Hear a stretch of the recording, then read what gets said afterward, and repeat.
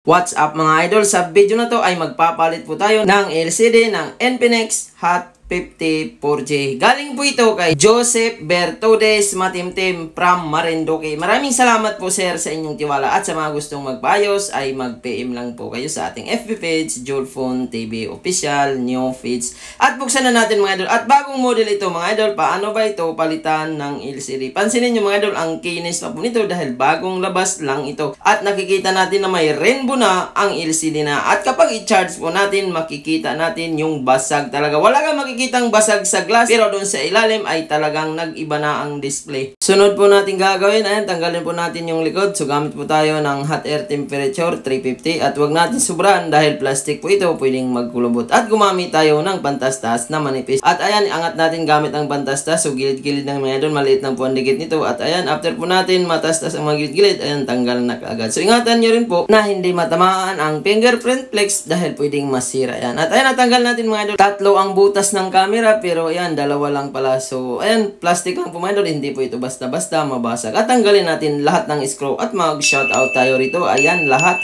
At sa lahat po ng ating viewers na nanonood ngayon, shoutout sa inyong lahat. Sa mga gustong magpa-shoutout, comment po kayo sa video. Maraming salamat po. Sana isupport nyo ang video natin bago natin umpisan. I-like at i-subscribe nyo po ang ating channel para marami kayong idea na makukuha. At ayan, iangat natin yung pinaka-center case niya. At pati po yung tape na to na nakaharang sa pinaka-flex ng fingerprint, ingatan nyo po na hindi po maputol. At ayan, talagang malakas ang pagkakabagsak nito dahil na-UP po ang pinaka-battery. Ayan, nangulubot po siya. At ayan, yun po yung fingerprint. At pansinin nyo mga idol, yung pinaka-battery niya ay nangulubot. At ayan, tanggalin natin yung connection ng battery, sunod LCD.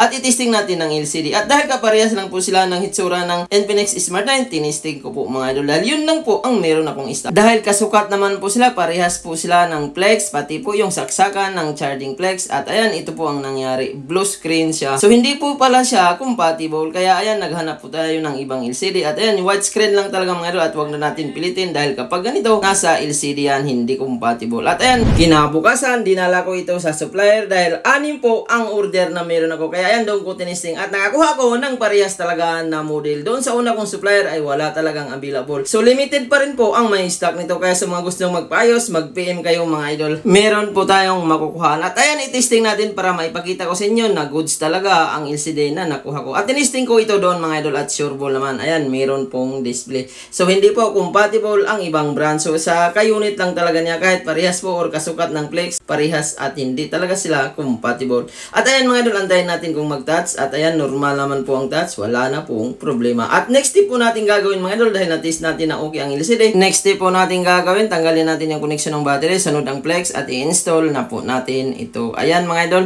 So bago natin ma-install yan, kailangan po natin tanggalin ang pinaka-battery. At ayan, kitang-kita po yung nayupi mga idol. So ingatan niyo po na mahulog para hindi po masira ang inyong cellphone madalas kasi kapag nababagsak, nasisira ang LCD. At para matanggal po natin ang pinaka-battery, gumamit po tayo ng lacquer thinner. So ayan, butburan po natin ang mga gilid-gilid mga idol at ilang minutes lang yan, lalambot po ang dikit. Dahil napakabagong unit pa lang ito mga idol, 2024 po ito lumabas. At ang dikit nito kapag bago pa, sobrang tibay talaga niyan. At ayan, so ikalat po natin ang thinner doon sa ilalim para yung pandikit niya malulusaw at madali na po siyang maangat. At ayan, gumamit tayo dito ng pantastas mga idol at napakatibay pa rin talaga ng pandikit nito kahit nalagyan na ng thinner. Ganyan talaga kapag bagong model pa. At huwag mong initan mga idol dahil yun po yung mag-cause na lumalambot ang battery at madali na po lumubo at malubat. Kaya dahan-dahanin natin mga idol at saka iangat natin. Ito naman kahit mayupay-upay mo ang battery, wag lang lumubo or mabutas, hindi po yan masisira. Kaya ayan, naangat po natin mga idol. At ibalik lang po natin sa normal ang battery dahil medyo nangulubot talaga siya. Ayan, iplansya po natin mga idol at yung mga bukol-bukol niyan ay babalik po yan sa normal. At ayan mga idol, normal naman siya. Sobrang tigas pa ng battery. At kapag nagtanggal kayo ng battery mga idol, tips ko, wag po kayong gumamit ng matulis na metal dahil kapag natusok nyo po yan at may laman yan, bigla po yan uusok, masira po lalo ang unit. Dahil pwedeng masunog ang pinaka-frame niyan mga idol, pati po yung battery. Kaya ayan, angat na po natin next step yung LCD mga idol. So hindi ko na po siya initan dahil nakaangat naman na siya. So malakas siguro ang pagkakabagsak nito mga idol. Kaya ayan, so kusa na pong natutuklap ang LCD niya. Kaya ayan, sa sobrang lakas niyan mga idol, yung pandikit niya ay kusa nang umaangat. At yung kabila niya ay kumakapit pa rin talaga ang pinaka-pandikit. At ayan, sobrang linis po ng frame niya mga idol. So wala po harang ang earpiece niya. So diretso na po siya. Di naman yan napapasukan ng camera mga idol dahil nasa ilalim lang po siya ng earpiece. So ayan.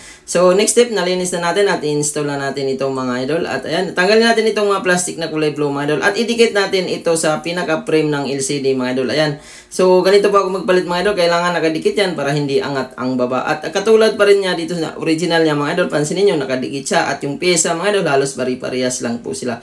Kaya kung napapansin nyo kanina, ang linaw po ng LCD dahil replacement original na LCD po ito. At ayan mga idol, i-install na natin. So ilagay po lang po natin yung pinaka-flex dun sa mga butas. At ayan, dalawa yan mga idol, charging flex at yung doon sa pinaka-mainboard na flex. At isalpak natin itong flex dito sa charging board dahil connected sa charging yan at pinaka-speaker. At saka natin sunod sa mainboard. At tupiin natin ng konti mga idol. At mag-apply din tayo ng double-sided tape sa pinaka-battery para in case mahulog-hulog man, hindi po siya mauga-uga, hindi mapuputol ang pinaka-flex ng battery. At ayan mga idol. So next step natin mga idol, isalpak natin yung connection ng battery. At next step, ilagay na po natin yung pinaka-housing niya. Nakabubbles na ito mga idol dahil kinabukasan pa po ito na ayos dahil pinunta ko ito sa supplier para sure ball ang gawaan. Dahil bagong labas lang ito mga idol, baka mamaya order tayo ng order pero mali naman po ang ibigay kaya para di tayo gagastos ng malaki. So ayan mga idol, balik na natin lahat ng screw at maraming salamat sa lahat po nang nagtitiwala sa Julfone TV. Sa mga gustong magpaayos ng ganito, pwede kayong mag-PM sa aking FB page, Julfone TV Official New Page. At sa mga malalapit naman, pwede nyo po walk-in, lalamove, grab. Maantayin nyo po kapag meron po tayong stock ay mauwi nyo po yan kaagad. At nag-apply tayo dito ng double-sided tape sa pinakatakip dahil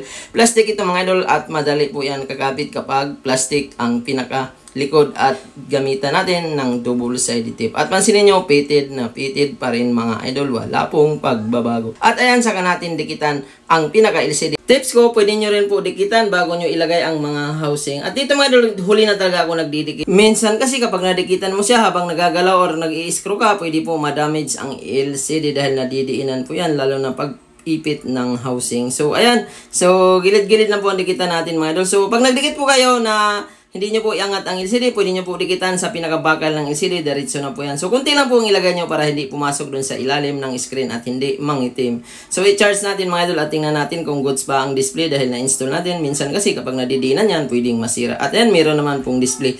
At dahil antayin natin to ng 2 hours mga idol bago natin tanggalin ang guma, ayan, inopen ko na siya para maipakita ko sa inyo kung goods na ba talaga siya, nagtatats habang nakakabit na. At ayan, normal naman po mga idol at hindi ko na po inalam ang password dahil LCD lang naman po ang pinagawa. At ang lambot po ng touchscreen mga idol. Good quality po ang LCD na to dahil pansin niyo sobrang linaw po ng pinaka-LCD niya. At isang pindot lang gumana kagad. At normal naman ang charging. Hanggang dito lang po tayo. Sana nakakuha kayo ng idea sa paggawa nito. Baka nagtatanong ka, bakit di ko tinanggal ang guma? Dahil bagong dikit lang mga idol, 2 hours po yan bago tanggal. Para dikit na dikit ang LCD.